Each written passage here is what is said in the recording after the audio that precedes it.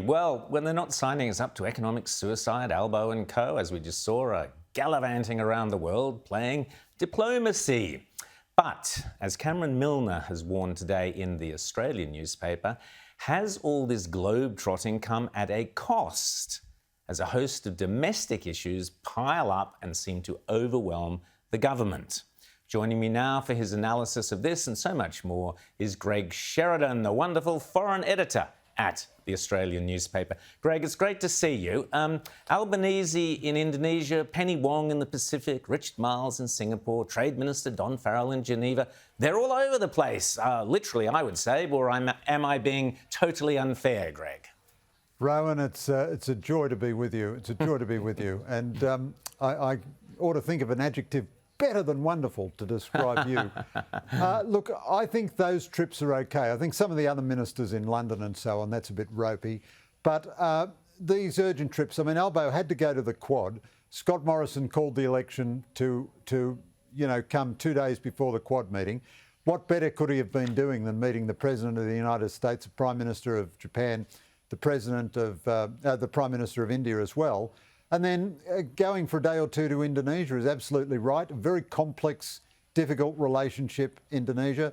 Penny Wong has made more trips in 3 weeks to the South Pacific than her predecessor, Marise Payne, made in the last 2 years. And, I don't want China to have a military base in the South Pacific. And that's a good place for the foreign minister to be.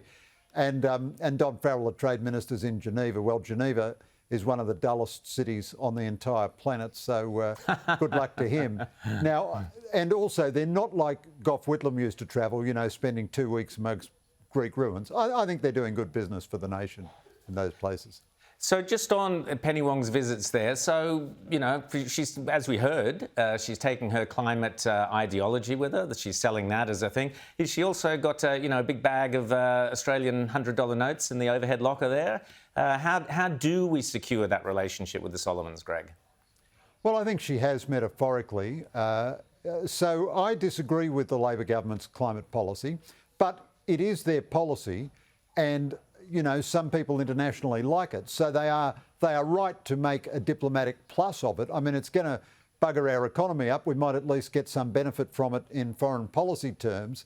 Penny Wong, I think, is a very formidable and capable foreign minister. And she understands, I believe, that we are in a really deep and fateful strategic competition with China in the South Pacific.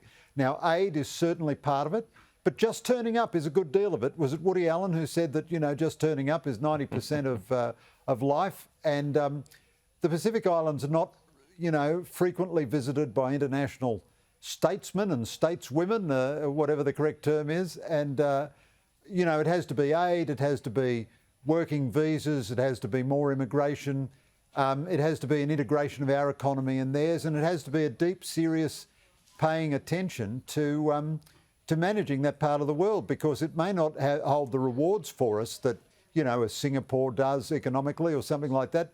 But by golly, it can do us a lot of damage if things go wrong in the South Pacific. And we are the most powerful nearby player, and they are right on our doorstep. So, Greg, let's take that as you're the foreign affairs expert. Let's take that as a big tick for Labor on that front. Let's take the home fires burning issue now, which we seem to have Chris Bowen. He's talking about abandoning coal and more renewables and batteries. And as Chris Kenny was saying earlier, he seems to think he has the solution to storing renewable energy at his fingertips. At the same time, we're being warned about blackouts. A very different scene here at home, would you say? Oh, absolutely. So I think their climate policy is crackers. This is exactly what the road to net zero will look like, Rowan. These blackouts, these disruptions. I mean, many countries in the world are more advanced down the renewable path than we are, and they are in even bigger energy trouble. Britain, Germany, and to get out of the trouble, they have to restart coal-fired power stations, turn to gas, and the only one that's not in a lot of trouble is France, because it relies predominantly on nuclear power. Now, up until a minute ago, the Labor state governments in Australia were banning gas exploration. Now they're saying you've got to have more gas domestically. But according to the Greens, gas is the work of the devil, only one speck less evil than coal. But, you know, you can't power a modern economy any other way.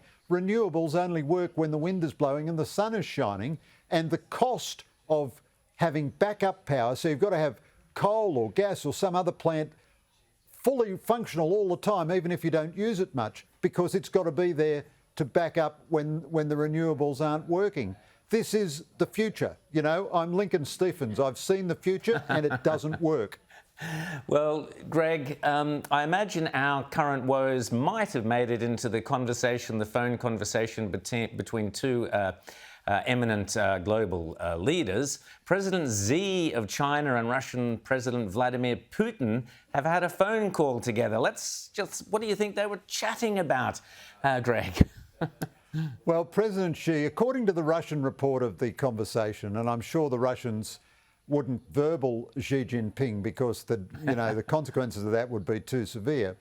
Xi has expressed his support for Russia's actions in the Donbass region of Ukraine, said that Russia's actions are justified and understandable, and blamed NATO and the United States for the war in Ukraine. Now, this is extremely disturbing. I'm going to explore partly in a piece on Saturday. Xi Jinping and China are increasingly using the same language that Putin uses about Ukraine to describe Taiwan and Asia. And initially, people were saying Xi Jinping is embarrassed by his embrace of Vladimir Putin. He seems to be not very embarrassed about it at all. And he's got a very powerful friend. I mean, the war isn't going that well for the Russians, but they still have thousands of nuclear weapons and, 100 million people and vast, one of the biggest land masses on Earth and so on. And now they're an ally of the People's Republic of China, and they're a fellow enemy of the United States and indeed of Australia.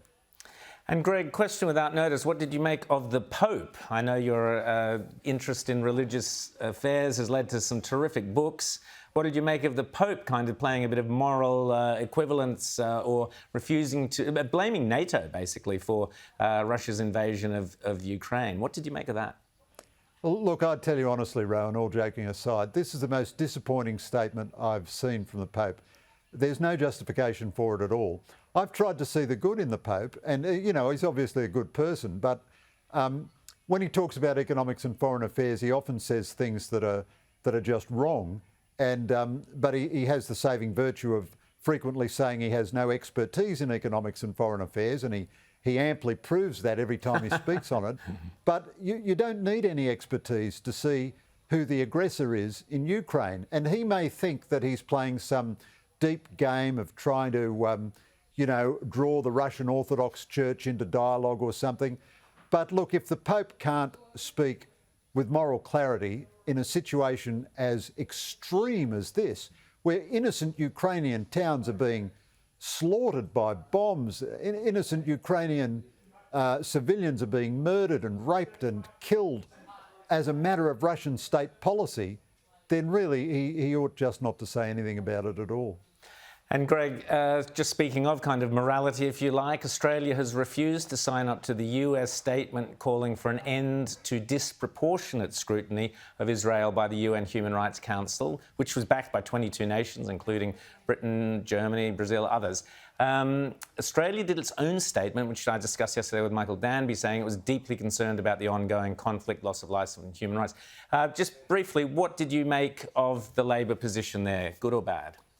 Well, look, I'd have rather they went with our friends. I don't think there was any reason not to. But in fairness, I'd just say that their statement didn't only, express concern about the conflict, but it did criticise the UN agencies for disproportionate focus on Israel. Now, if you're going to say the same thing as your friends, why not say it with your friends? But this is the second best position. If you won't say it with your friends, at least say it independently. And although, Gareth Evans and a few folks praised the government for this, I wouldn't hold that too much against them. They were still defending Israel against a disproportionate obsession by the UN.